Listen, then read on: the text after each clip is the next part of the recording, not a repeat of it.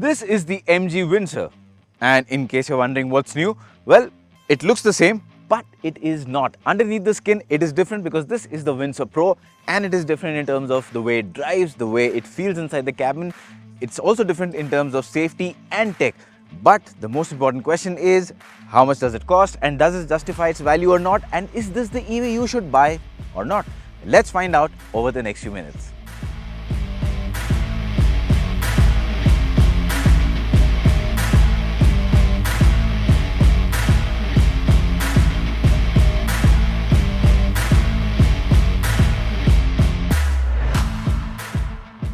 Now, if you talk about the design, well, have a look at it and you will realize there's nothing different, because MG has not changed anything in the Windsor Pro. Yes, of course, there's the badging on the back, you'll see all of that, but otherwise, design-wise, it remains the same, which means you get this quirky aeroglide design, which some people like, some people absolutely don't like, and that's what it is. So it continues to have this unconventional design, but yes, it does grab a lot of attention. A continuous running LED, then again these low placed headlamps, large alloy wheels, and a bubble kind of a design. Overall, I think it's a personal preference. I think it's not a car you will buy for the way it looks. You will buy it for the way it drives and what it offers inside the cabin. So let's look at that first.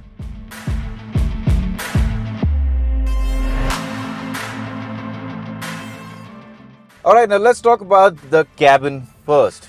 Now, in terms of the layout, the equipment, nothing has changed. And that's not a bad thing, because Windsor is a brand new model. It's only been a few months that the car hit the roads, and but people just love the cabin experience, and that's the reason why this became the #1, the top selling EV in the country. Because of the cabin. Like I said earlier, the design is not something you'll buy it for. But what has changed now is the look of the cabin, because now MG is offering, with the Pro version, these new light colored ivory seats. So this upholstery, this color is what's different. But if you're someone who doesn't like light colors, who thinks it will get dirty in some time, you can still buy the Pro version with black interiors. So that's a good thing. The flexibility is there for consumers to choose. Choice is always a very good option. And beyond that, I think the cabin just continues to be fantastic. This 15.6-inch massive touchscreen. It's the center of attraction in the cabin. Home to all functions. Will take some time getting used to, because there are very few physical buttons in this car. Just the HVAC controls here. And that's about it. Everything else that you need to operate inside the car is from this touchscreen. So getting used to it will take some time, but once you get used to it, I think life becomes quite easy. And the car has a lot of features, in terms of tech, in terms of connectivity. It's what you get with the standard Windsor. So it's a connected car, and you get all the kind of connectivity. It's got its own SIM. You can access a lot of apps. You can access a lot of vehicle features on your smartphone. So that just adds to the convenience and safety overall for the vehicle. So all of that continues. The cabin continues to be very spacious. Hasn't changed. Same. The wheelbase, the dimensions is same as the Windsor. And the back seat is the star, is the highlight of the cabin, and that's why a lot of people just ignore the exterior design. The back seat is not just spacious. First of all, it's an EV, so it's got a flat floor, and it's a wide seat, so you can have 3 people sitting comfortably next to each other. Moreover, the seat itself, very comfortable in terms of cushioning. Lots of space. Leg room is good. Knee room is good. I can easily slide my feet under the driver's seat and get a nice, sort of resting position. The backrest is adjustable to a massive extent. So, as you can see, I can just recline it completely, and when I take it to its farthest point, It's almost like being in a business class seat. You can just relax, stretch your body, and I mean, just imagine at this price point, 17.49 lakh, by the way, is the price for this, the Pro. There's no other vehicle that offers this kind of comfort at this price point. And that's what makes the Windsor such a stellar performer or a choice in this segment. And that's why people are buying it. So all of those good things continue. What has been added for convenience is now with the Pro, you also get a powered tailgate. So not only can you open it, of course, from the outside using the button, and you also have a button to close it, but you can also operate it from the touchscreen itself. So you can open it and you can close it as well from the touchscreen. So that's a very good added convenience for users. Beyond that, the other big change is ADAS. Now, the Windsor Pro. A lot of you told us when we did the Windsor review that this should have got ADAS. Other MG cars have got ADAS. Finally, the Pro gets ADAS level 2. As a result of that, it can do a lot of stuff.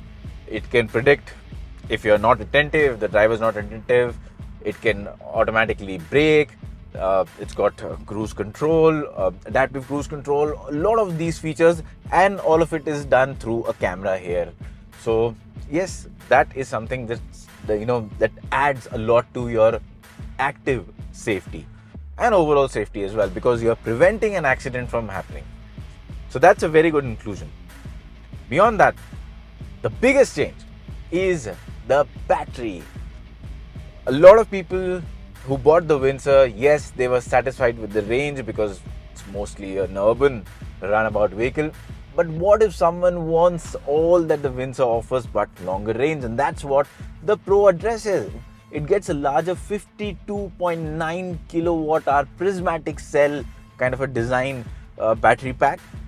Claimed range is 449 kilometers on a single charge. You get different driving modes, so you can of course bump up the driving range by putting it in eco, or you can have a more quick driving experience by putting it in sport, where the throttle response is much sharper. But real world, now this is a first drive, and the way we've been driving it right now around Guwahati, I think easily in the real world you will get about anywhere between 350 to 370 kilometers on a single charge easily. Of course, if you're using the eco mode and you're driving in a controlled manner, you probably might get a few more kilometers out of this car. And this means that range anxiety is no longer an issue with the Windsor Pro. So Windsor Pro is a car that you can now not just use in the city, but you can go from one city to the other. And that's what gives the Windsor Pro such an edge over the standard Windsor. And when it comes to power, nothing has changed. Same power output, torque, everything remains the same as the standard MG Windsor.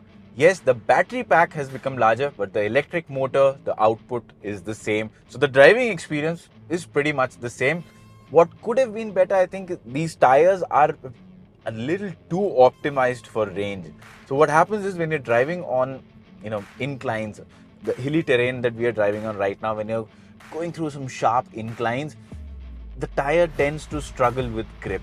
So that's a bit of an issue. Now keep in mind the Windsor Pro or the Windsor is not a sports car. It's meant to serve the purpose of mobility and practicality. So from that perspective, it's fine. But yes, at times in hilly regions or low traction areas, these tires can be a bit of an issue. And that's not where the MG guys stop. Now you also get vehicle to load, V2L, which means you can charge devices from the car's battery pack. So you can use the car as a power source. So if you're going out for camping, you need to use your lights, charge your laptop, power your induction cooktop, run some other gadgets, charge your mobile phones. You can do it using the car. So the car will provide you the power. And not just that, the MG Windsor Pro also comes with a vehicle-to-vehicle functionality, which means you can use the Windsor Pro to charge another EV. So in case you're going out for a drive, your friend is running out of charge, he needs maybe another 20-30 kilometers of charge to get to the nearest charger, you can use your Windsor Pro to donate him some energy. So that's something really, really good about the Windsor Pro. And imagine a scenario where you've got a lot of MG Windsor Pros on the road. You've got, of course, MG's eHub, the app that connects and gives you access to a lot of features, charging points, all of it. So when you combine all of this, you get a community of vehicles which can help each other in case one car is running low on power. So yes, a lot of innovations in the MG Windsor Pro which makes it different from the standard Windsor. Like I said earlier, it doesn't look different. If you see a Windsor or a Windsor Pro coming, you won't be able to make out. Only when it's going and you see it leaving, you'll see the ADAS badge at the rear. That's the only thing that gives it away. Otherwise, it continues to be the same. And like I said, not a bad thing. But overall, for the price, 17.49 lakh rupees if you want to buy the car, 12.49 lakh if you go in for the BAS scheme that is also there with the standard Windsor. And it's basically a subscription model where you pay a subscription fees monthly for the battery, for the usage, and you still get unlimited warranty.